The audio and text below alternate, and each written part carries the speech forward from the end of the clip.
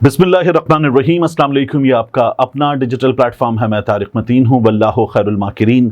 अल्लाह सबसे बेहतर तदबीर फरमाने वाला है, वही बचाएगा मेरे देश को बलाओं से। जो बारिश में शजर से घोंसला गिरने नहीं देता, क्योंकि उसकी तदबीर तमाम तदाबीर की इमाम है। अहम तरीन ख़बरें हैं और तमाम अहम तरीन ख़बरें अदालतों से आ रही हैं। आगाज़ करते हैं सबसे पहले जवेरिया सिद्दीक़ ने अरशद शरीफ का केस लड़ा, उनकी दूसरी अहलिया, और ये केस उन्होंने केन्या की अदालत में लड़ा। बेहतरीन अंदाज में उन्होंने ये केस लड़ा, हिम्मत नहीं हारी, और वहाँ से अरशद शरीफ शहीद का केस का फैसला आ गया है। ये मैं सबसे पहले आपके सामने रखूँगा, फिर दीगर ख़बरों की बात करेंगे। ये केस था केन्या की जस्टिस स्टेला मोटोको उनकी अदालत में, और उन्होंने ये फ़ैसला दे दिया है। इसकी बराह रास्त समाअत भी एक लिंक के ज़रिए पाकिस्तान में की जा सकती थी, और इस फ़ैसले में जस्टिस साहिबा ने क्या करार दिया है। वो कहती हैं कि नेशनल पुलिस की जानिब से, केन्या की पुलिस ने कहा था कि ये मिस्टेकन आइडेंटिटी का केस था, नहीं पता चला, हमें पता था कि गाड़ी में कोई और है, हमने गोलियां चलाईं और बाद में अरशद शरीफ शहीद निकला। तो वो ये कहती हैं कि ये जो मिस्टेकन आइडेंटिटी का केस करार दिया गया है, ये झूठ बोला गया है। पुलिस ये बात साबित करने में नाकाम रही। जो इसमें मुलव्वस पुलिस अफसरान हैं, उनके खिलाफ सख्त कार्रवाई की जाए। और पिटिशंस ने नुकसानात की तफसीलात नहीं दी पिटिशनर ने, और ना ही ये तलब किया गया, लेकिन फैमिली को 10 मिलियन हर्जाना दिया जाए, ये भी बता दिया गया है। स्टेला मोटोको ने अरशद शरीफ पर फायरिंग करने को गैर कानूनी, गैर आइनी और पुलिस के ज़वाबित की खुली खिलाफ वर्जी करार दिया है। आप याद रखिएगा कि अल जज़ीरा पर एक डॉक्यूमेंट्री चली थी।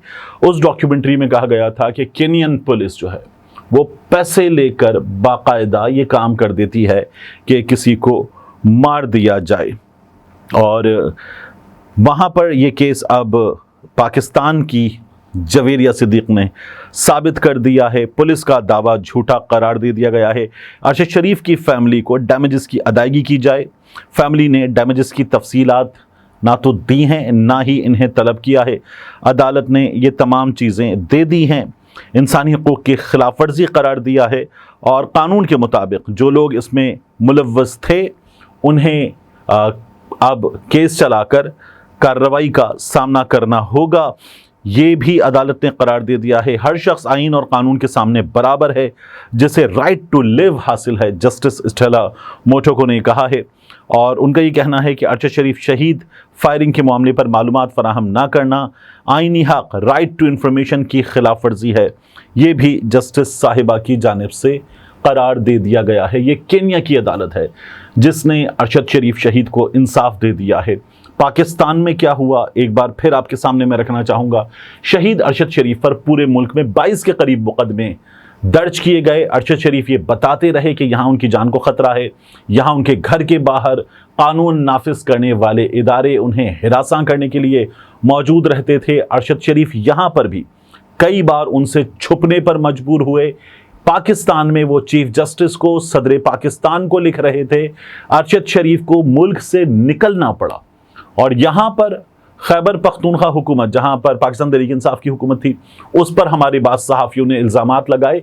लेकिन ये वो तमाम बेशर्म थे, इंतहाई दर्जे के बेशर्म, जो इल्ज़ामात लगाकर भाग गया, फ़रार हो गया की बातें करने वाले इस बात पर नहीं बोले कि उसे दुबई से भी पाकिस्तान में मौजूद अथॉरिटीज़ ने निकलवाया।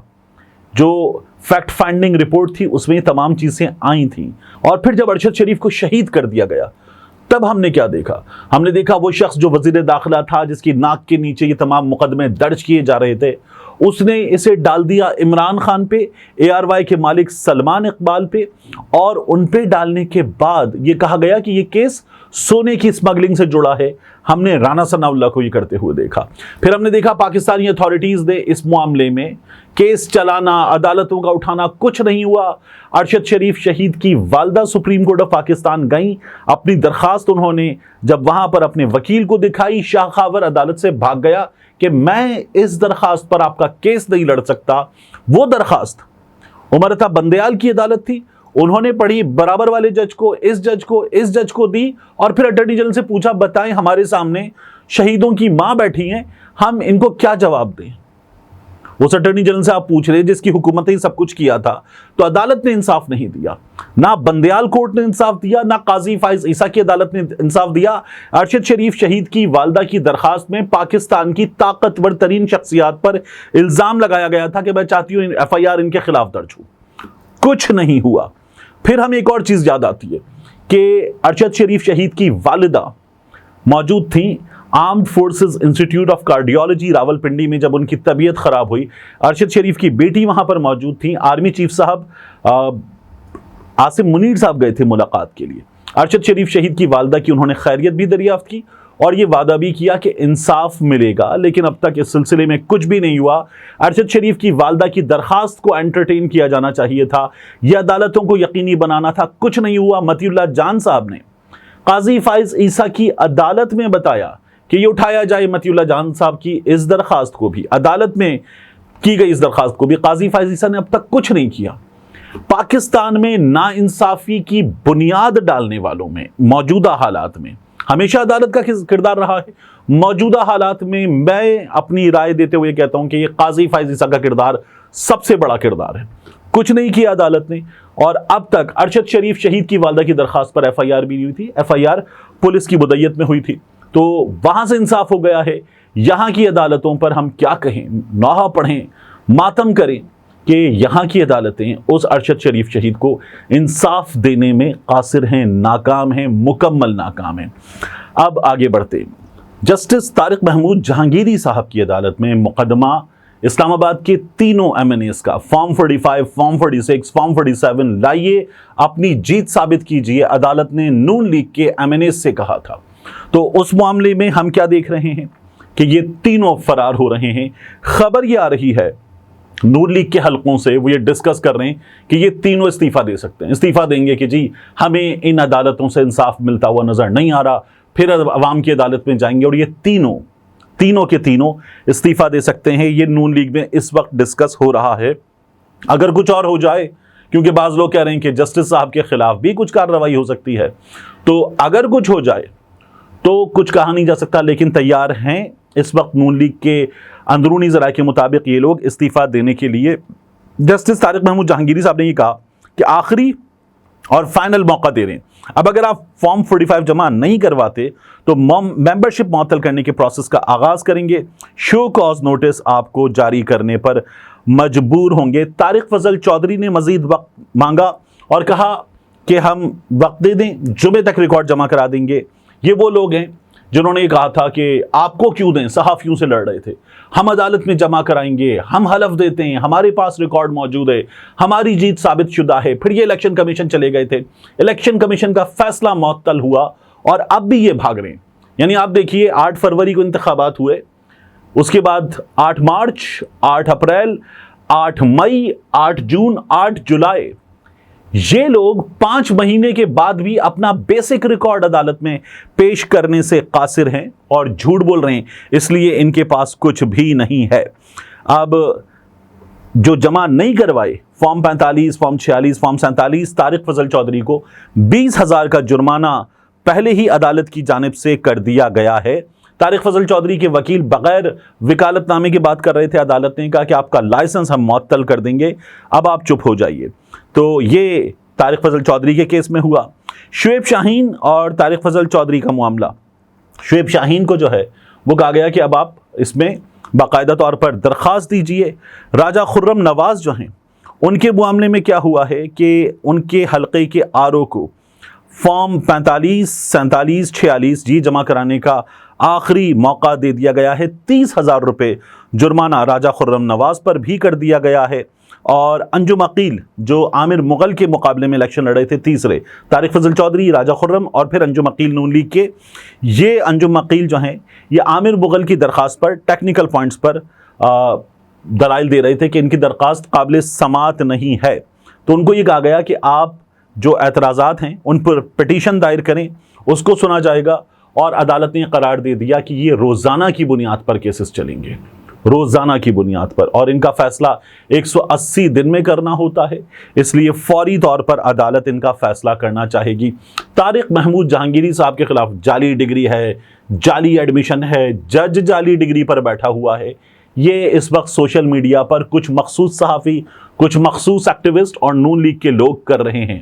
انہی نون لیگ کے لوگوں کے طارق محمود جہانگیری صاحب جب وکالت کر رہے تھے تو وکیل تھے، تو بہترین وکیل تھے، احسن اقبال کے وکیل تھے، نون لیگ کے مختلف لوگوں کے وکیل تھے، تو تب کوئی پرابلم نہیں تھا ان لوگوں کو۔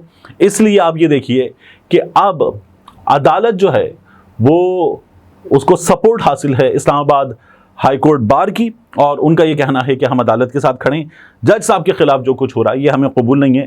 عدالت، میں نے آپ کو گزشتہ روز بھی بتایا تھا، اس سلسلے میں ایک باقاعدہ رد عمل دے سکتی ہے، تو ایک اجلاس بھی ہو رہا ہے، اس اجلاس میں ایک رد عمل ہمارے سامنے آ سکتا ہے، بہت امپورٹنٹ ہے۔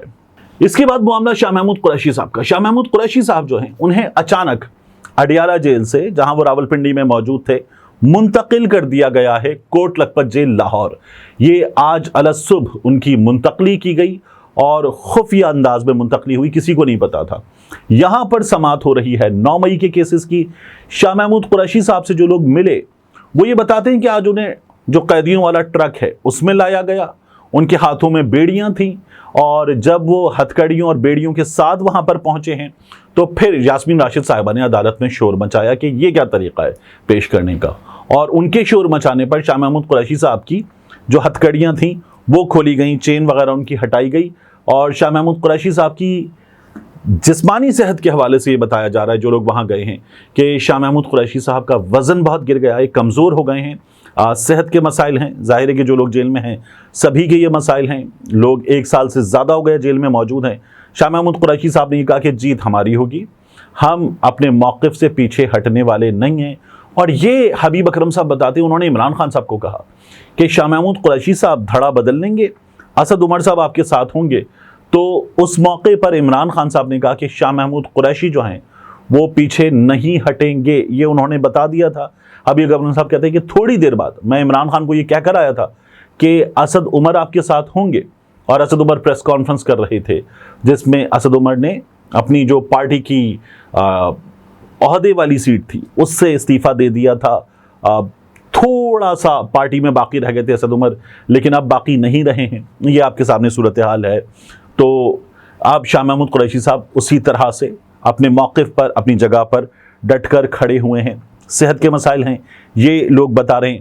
اڈیالہ جیل کے باہر ہم نے جو مناظر دیکھے، جو صورتحال دیکھی، اس کو دیکھ کر حیرانی ہوتی ہے، بہت بڑی تعداد میں لوگ جو ہیں وہ لائنیں لگا کر عدالت میں داخل کیے جا رہے تھے 9 مئی کے کیسز کے حوالے سے۔ 2 معاملات اور ہیں، ایک ہے معاملہ قاضی فائز عیسیٰ صاحب کی عدالت میں جو مسلم لیگ نون کے لوگوں کو ممکنہ ریلیف ملنے کا معاملہ ہے، کیونکہ ری کاؤنٹ کی درخواستیں مسترد ہوئی تھی۔ کیا جا رہا تھا، الیکشن کا نتیجہ آ گیا، اس الیکشن کے نتیجے میں اگر کوئی جیتا تھا 3000 ووٹوں کے ساتھ پاکستان تحریک انصاف کا حمایت یافتہ امیدوار، تو پھر ری کاؤنٹ میں اس کے ووٹ جو ہیں وہ کچھ کم ہو گئے اور نون لیگ والے کے ووٹ کچھ بڑھ گئے، اور جو مسترد شدہ ووٹ تھے ان کی تعداد، اگر حلقے میں 3000 مسترد شدہ ووٹ تھے تو وہ بڑھ کر 13000 ہو گئی۔ یہ بلال ورک کے حلقے میں، اس کے علاوہ ہم نے لودھنا کے حلقے میں مختلف جگہوں پر دیکھا تھا۔ تو نون لیگ کے لوگ جو ہیں وہ اب پہنچے ہیں، اور یہ کہ اب ری کاؤنٹ کی اجازت دی جائے۔ قاضی فائز عیسیٰ صاحب کی عدالت میں سنا جا رہا ہے، قاضی فائز عیسیٰ صاحب نے آج سوال کیا عدالت میں، فارم 45 کیا ہوتا ہے؟ جب یہ لکھا عادل سرفراز صاحب نے کہ قاضی فائز عیسیٰ صاحب نے عدالت میں سوال کیا فارم 45 کیا ہوتا ہے، تو میں حیران تھا کہ میں کیا کہوں، اس سادگی پہ کون نہ مر جائے اے خدا۔ اب اگلا مصرع نہیں پڑھا جا سکتا کہ کرتے ہیں قتل ہاتھ میں تلوار تک نہیں، لیکن قاضی فائز عیسیٰ صاحب جو مسلسل الیکشن کے معاملات کی سماعت کر رہے ہیں، اس سماعت کی سربراہی کر رہے ہیں، وہ یہ پوچھ رہے تھے کہ فارم 45 کیا ہوتا ہے۔ ظاہر ہے کہ وہ وکیل کو سننا چاہیں گے، لیکن اتنا بنیادی سوال، یہ عجیب و غریب ہے صورتحال کہ قاضی فائز عیسیٰ صاحب جو ہیں وہ یہ سوال کر رہے تھے۔ اور آخر میں جو ملٹری عدالتیں ہیں ان کا معاملہ، اس میں کیا ہوا، وہاں پر سلمان اکرم راجہ صاحب، لطیف کھوسہ صاحب، اعتزاز احسن صاحب جیسے وکلا دلائل دے رہے تھے، اور انہوں نے کہا کہ جو لوگ اس وقت ملٹری کسٹڈی میں ہیں، ملٹری ٹرائل کا سامنا کر رہے ہیں، انہیں بہت برے حال میں رکھا گیا ہے۔ تو جمال بندوخیل صاحب نے کہا کہ اگر آپ یہ بتا رہے ہیں کہ ملنے کی اجازت نہیں دی جا رہی، تو پھر آپ یہ کیسے کہہ سکتے ہیں کہ بہت برے حال میں رکھا گیا ہے؟ تو ان کو یہ جواب دیا گیا وکلا کی جانب سے کہ وہ لوگ ان کے اہل خانہ جو ملاقات کرنے گئے تھے وہ یہ بتا رہے تھے کہ ملاقات کے موقع پر بھی ان کے ہاتھ پیچھے بندھے ہوئے تھے، اور ساتھ ہی حفیظ اللہ نیازی صاحب انہوں نے بھی یہ بتایا کہ ان کے بیٹے کو برے حال میں رکھا گیا ہے۔ یہ تمام چیزیں عدالت کے سامنے رکھی گئی ہیں، اور عدالت میں جمال بندوخیل صاحب نے بہت اہم ریمارکس دیے۔ جمال بندوخیل صاحب نے یہ سوال کیا کہ جناح ہاؤس کو آگ لگائی گئی تھی، ہم یہ بھی دیکھیں گے کہ اس گھر میں جناح ہاؤس جو ہے وہاں پر قائد اعظم کتنے دن رہے، ان کے قبضے میں یہ گھر کتنے دن رہا، یہ بہت اہم معاملہ ہے۔ ساتھ ہی انہوں نے کہا کہ آگ تو زیارت ریزیڈنسی کو بھی لگائی گئی تھی جہاں قائد اعظم نے اپنی زندگی کے بہت سے دن گزارے، اور اس آگ لگانے پر کیا شہداء فاؤنڈیشن نے کوئی درخواست دی تھی؟ اس آگ لگانے پر کیا ریاست کی جانب سے کوئی درخواستیں آئی تھیں؟ اب ریاست کی جانب سے درخواستیں آ رہی ہیں، اور یہ بتایا جا رہا ہے کہ یہ قائد اعظم محمد علی جناح رحمۃ اللہ علیہ کا گھر ہے۔ تو عدالت نے یہ سوال بھی کیا ہے۔ یہ سماعت جاری ہے، یہ ابھی چلے گی، اور اس سماعت میں نے آپ سے پہلے بھی عرض کیا تھا جو جج صاحبان ہیں وہ سپریم کورٹ آف پاکستان کے جونیئر موسٹ جج صاحبان ہیں۔ ہونا یہ چاہیے تھا کہ یہاں بیٹھتے قاضی فیض صاحب، یہاں بیٹھتے منصور علی شاہ صاحب، یہاں بیٹھتے منیب اختر صاحب، اور پھر یہ کیس سنا جاتا، یا یہ کیس فل کورٹ میں سنا جاتا، تاکہ اس کیس میں جہاں سامنے اسٹیبلشمنٹ موجود ہے پاکستان کی عدالت کی فل اسٹرینتھ ہمارے سامنے ہوتی۔ ملتے ہیں انشاءاللہ آپ سے اگلی ویڈیو میں۔ السلام علیکم۔ میری ویڈیو جاری ہے مگر میں درمیان میں اس لیے آن ٹپکا ہوں کہ آپ کو بتانا ہے، آپ دیکھ سکتے ہیں ہمارا دوسرا چینل ڈاکیومنٹڈ بھی۔ ڈاکیومنٹڈ میں ہم پاکستان کی تاریخ کے اہم ترین واقعات، بعض اوقات عالمی تاریخ کے اہم ترین واقعات ڈاکیومنٹ کریں گے۔ ایسی کہانیاں جو ذرا چھپی ہوئی ہیں، انکہی ہیں، مکمل تفصیلات کے ساتھ آپ کے سامنے نہیں ہیں، ایسی کہانیاں جنہیں سن کر آپ دانتوں تلے انگلیاں دبا لیں کہ کیا ایسا بھی ہو سکتا ہے، ان واقعات کو ہم کر رہے ہیں ڈاکیومنٹڈ۔